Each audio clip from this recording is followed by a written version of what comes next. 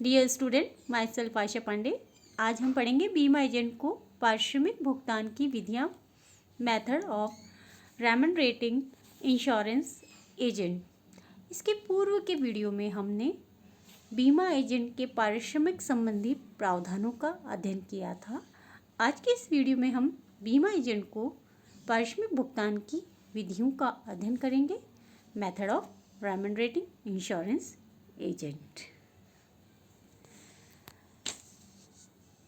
बीमा एजेंट को अनेक प्रकार से पारिश्रमिक या कमीशन का भुगतान किया जाता है। उनके पारिश्रमिक को कमीशन के नाम से भी जाना जाता है। बीमा एजेंट को दिए जाने वाले प्रमुख प्रकार के पारिश्रमिक या कमीशन इस प्रकार हैं। पहला है प्रथम वर्ष का कमीशन या बीमा पत्र के विक्रय पर कमीशन। बीमा पत्र के विक्रय पर बीमा एजेंट को बीमाकर्ता कंपनी कमीशन का भुगतान करती है। इस कमीशन का भुगतान प्रथम वर्ष के लिए प्राप्त प्रीमियम पर दिया जाता है। अतः वार्षिक आधार पर प्रीमियम भुगतान की दशा में प्रथम प्रीमियम जमा होने पर एक बार तथा अर्धवार्षिक एवं तिमाही आधार पर प्रीमियम का भुगतान की दशा में क्रमशः प्रथम 2 एवं 4 प्रीमियमों पर कमीशन का भुगतान किया जाता है। एकल प्रीमियम बीमा पत्र की दशा में केवल प्रथम वर्ष में ही प्रीमियम प्राप्त होता है। बीमा अधिनियम के प्रावधानों में स्पष्ट है कि विभिन्न प्रकार के बीमा पत्रों पर प्रथम वर्ष का कमीशन भिन्न भिन्न दरों से दिया जा सकता है। जीवन बीमा पत्रों पर प्रथम वर्ष का या विक्रय कमीशन इस प्रकार है। यदि बीमा पत्र के अधीन एकल प्रीमियम के बदले तत्काल या विलंबित वार्षिकी इमीडिएट और डिफर्ड एन्युटी देने की व्यवस्था है तो उसकी प्रीमियम राशि के अधिकतम 2% तक राशि का कमीशन। और सेकंड, यदि बीमा पत्र के अधीन एकल प्रीमियम का भुगतान किया जाता है और बीमा लाभ निर्धारित तिथि को एक मुश्त दिया जाना है तो उस एकल प्रीमियम की राशि की अधिकतम 2% राशि के बराबर कमीशन। थर्ड, यदि बीमा पत्र के अधीन एक से अधिक प्रीमियमों के बदले विलंबित वार्षिकी के भुगतान की व्यवस्था है तो प्रथम वर्ष की प्रीमियम राशि के अधिकतम 7.5% के बराबर कमीशन, 7.5% के बराबर कमीशन।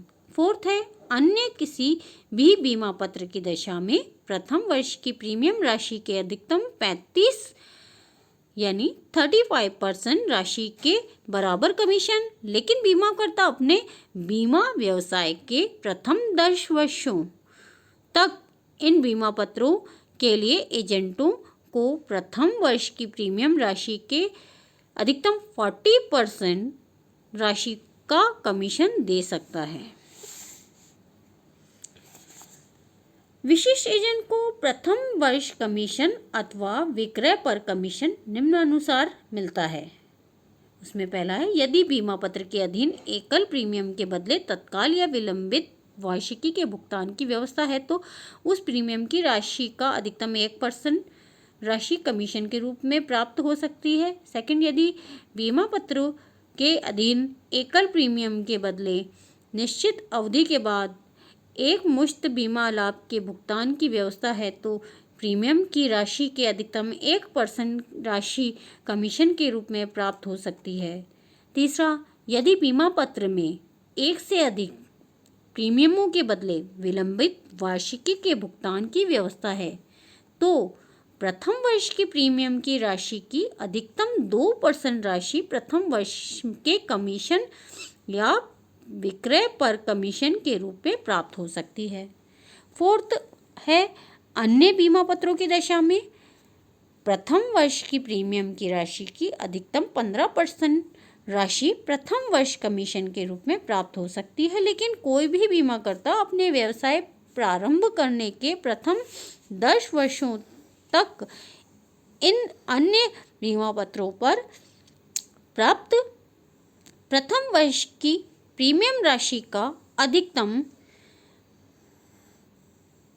17.5% 17.5% राशि कमीशन के रूप में भुगतान कर सकता है।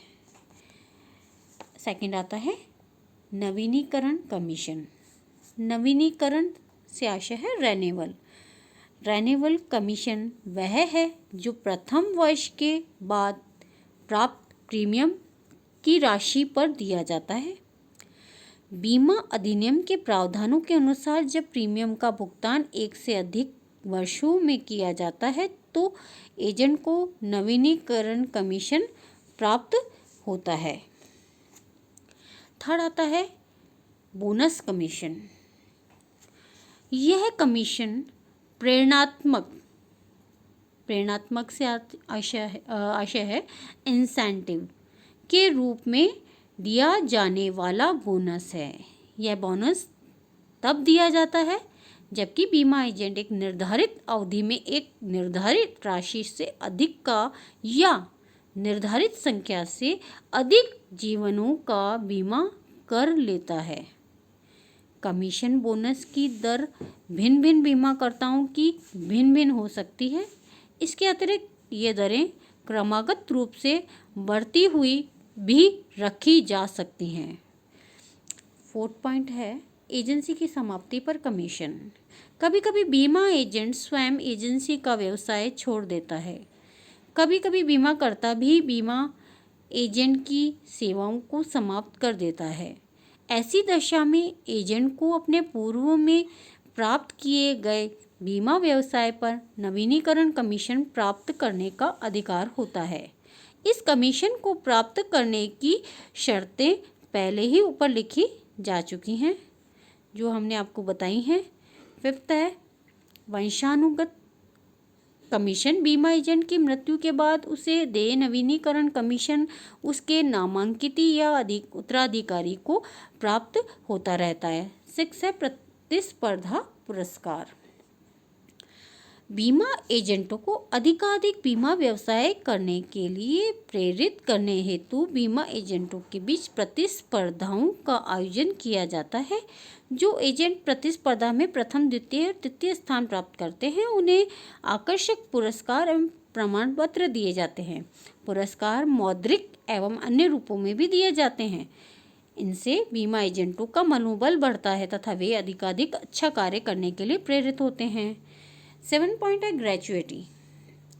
बीमा एजेंट द्वारा एक निश्चित अवधि के बाद एजेंसी छोड़ने पर अथवा बीमा एजेंट की मृत्यु होने पर ग्रेच्युइटी का भुगतान की व्यवस्था भी बीमा उद्योग में प्रचलित है।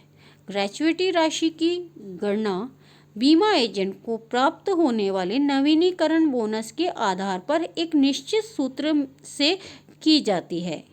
एजेंसी छोड़ने पर ग्रेच्युइटी की राशि का भुगतान स्वयं बीमा एजेंट को तथा मृत्यु की दशा में उसके नामांकित या उत्तराधिकारी को किया जाता है। 8 पॉइंट है परिवार सुरक्षा बीमा पत्र।